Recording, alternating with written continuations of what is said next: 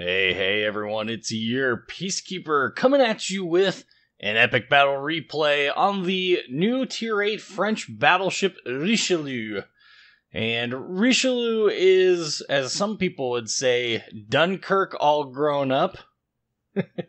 Richelieu's gun configuration is such that basically is all of its guns are mounted forward in quad turrets. It's got a lot of secondaries.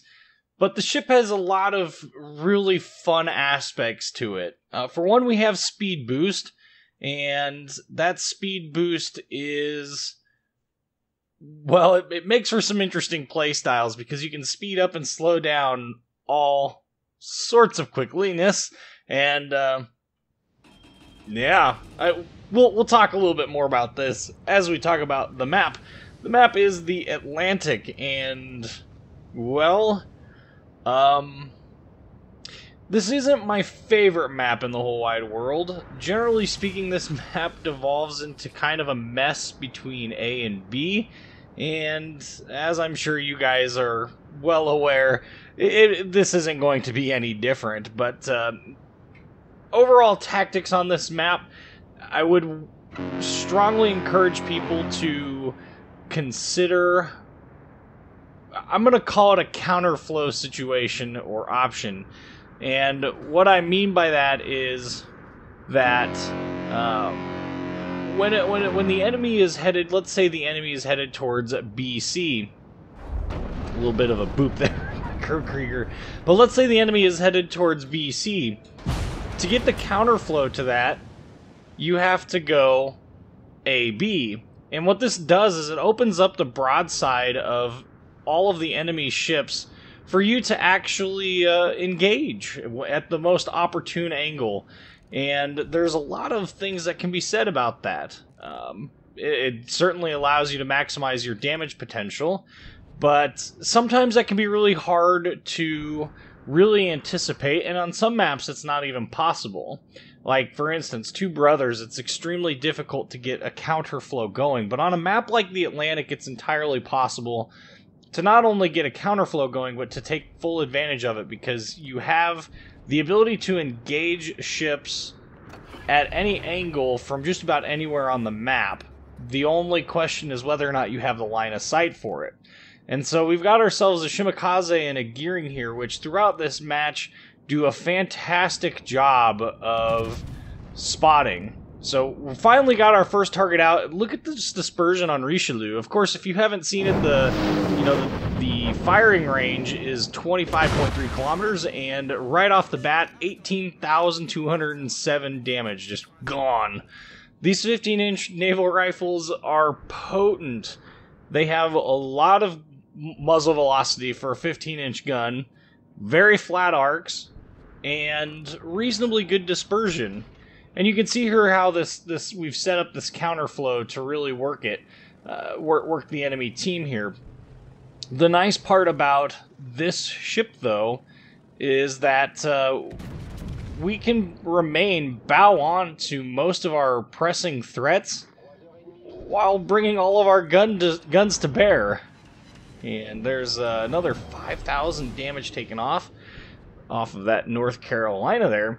And I really think that this is one of the strong suits of the ship. Of course, it was a strong suit of Dunkirk, but this ship has the added advantage that its front bow armor is actually very capable of bouncing 16-inch shells, which is unlike Dunkirk's.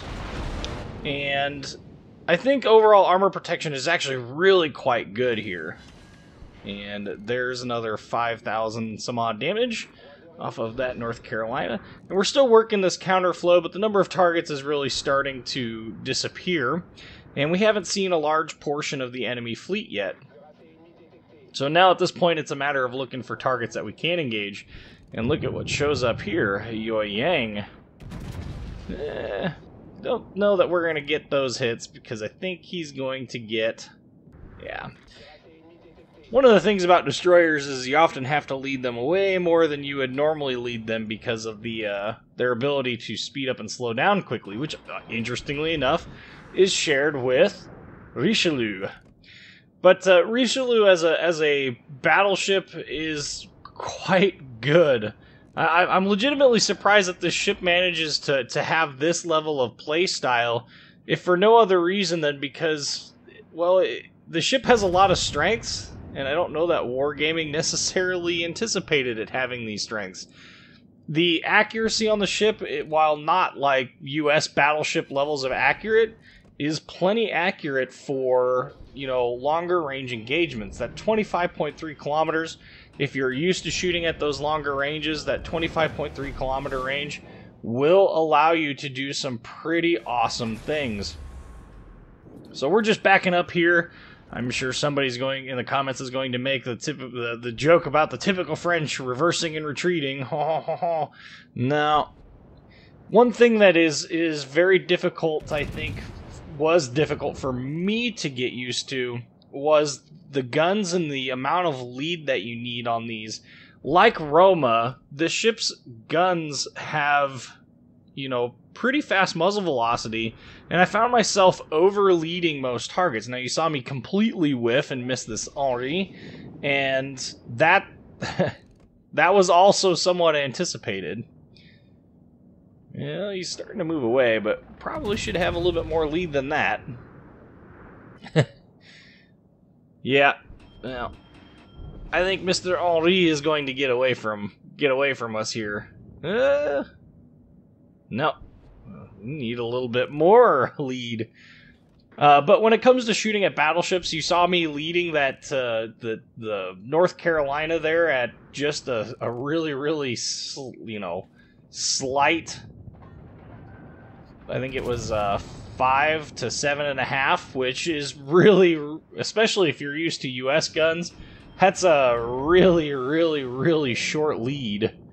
And 8,900 damage there off of that Iowa.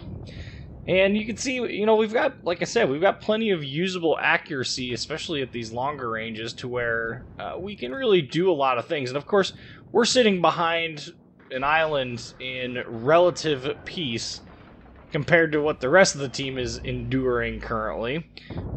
But kind of going to refocus ourselves on this Fletcher. Hopefully our gearing can, you know, we can help our gearing deal with him. The other interesting part about Richelieu is that she has 9.2 kilometer secondaries, which is awesome. And that's without speccing into secondaries, mind you. That's with advanced firing training and basic firing training on the captain. That's a far cry from a secondary spec. You're not even using the secondary module. And there's Micro Krieger laying down some much thankful smoke. And our Iowa, unfortunately, is getting pummeled there. Well, we're only able to do 4 grand to that Missouri, but 4 grand is better than nothing. And you can see the Missouri is thoroughly on fire now. And I found that this ship, you really don't fear too many battleships in a one-on-one engagement. Yamato is...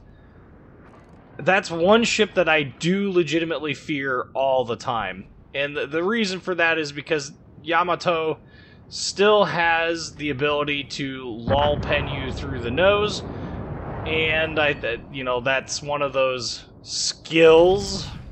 I hesitate to really call it that because it's not really a skill so much as a gimmick. And, oop, there's 2 grand there. It's, I don't know, I mean, it's one of them things that, ooh, weird graphical glitch there. It's one of those things that I think Yamato is, you know, it's her gimmick for being the only tier 9, or sorry, tier 10. Well, I guess there is a tier 9 version of it. It's the only tier 10 that is capable of, well, that has 9 guns. We have, you know, Conqueror that has 8.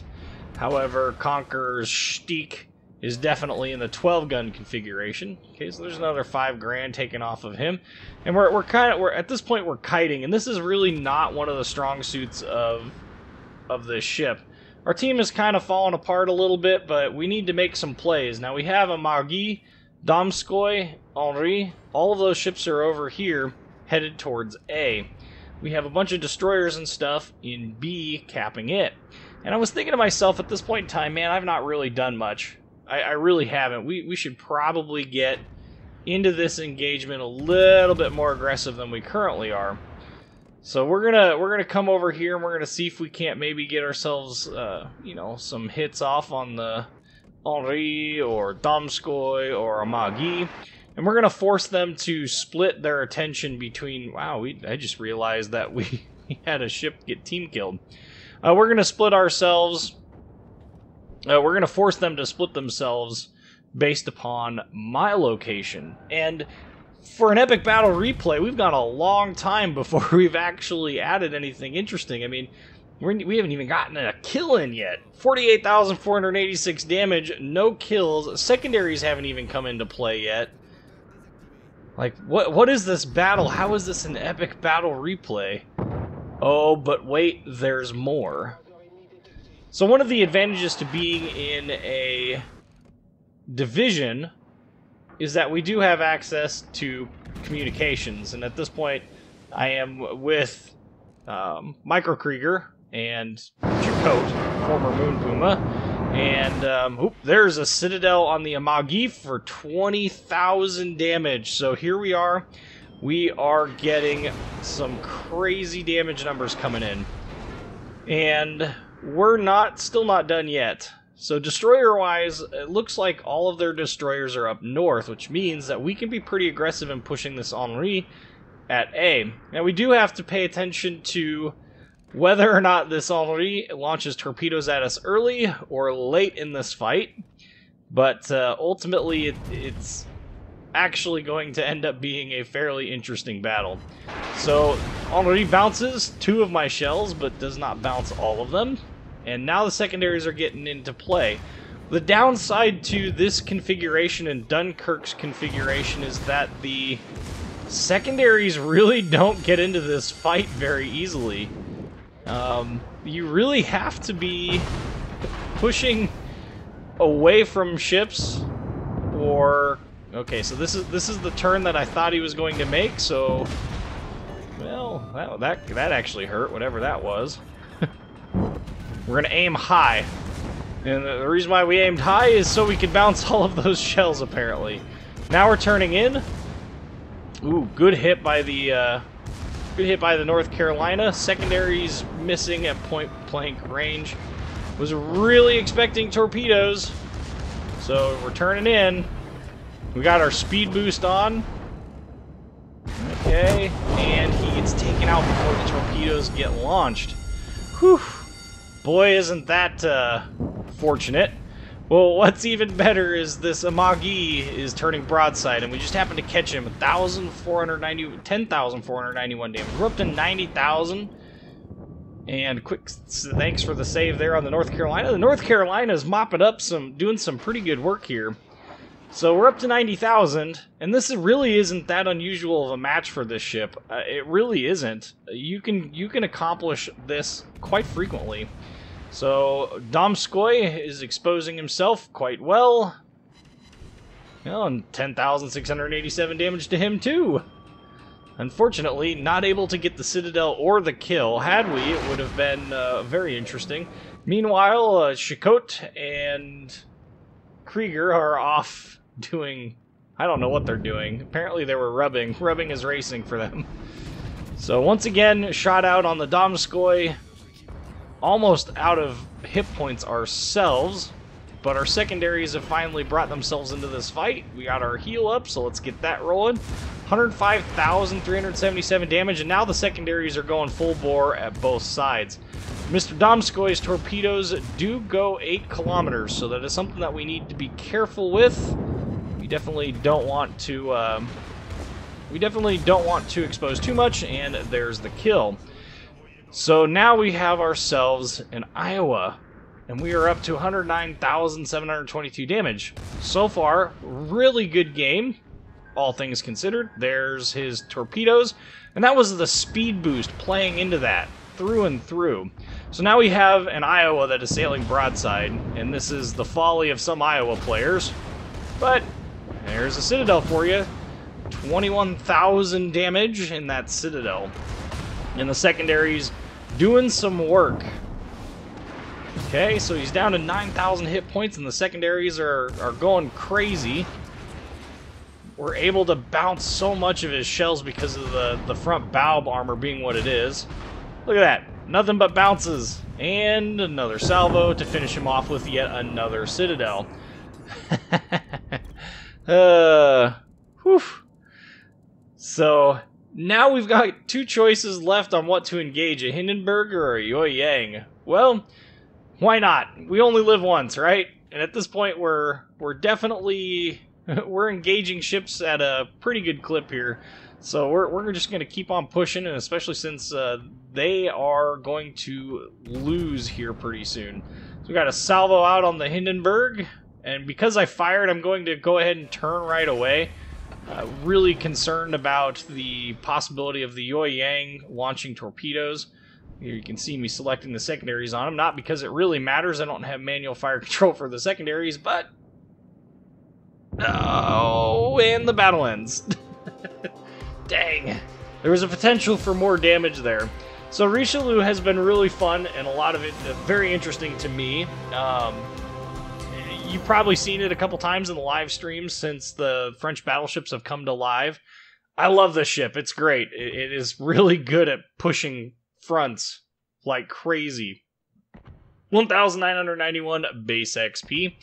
And there was a credits and XP screen for you and the detailed report. Anyway, I really like this ship. Expect to see more on it. Obviously, expect to see how to play in the future on it when we get through our 2 current lines. But thought you guys would enjoy this little precursor battle for you. A little appetite whetter. Anyway, I'm your Peacekeeper. Like, comment, subscribe, and thank you for watching.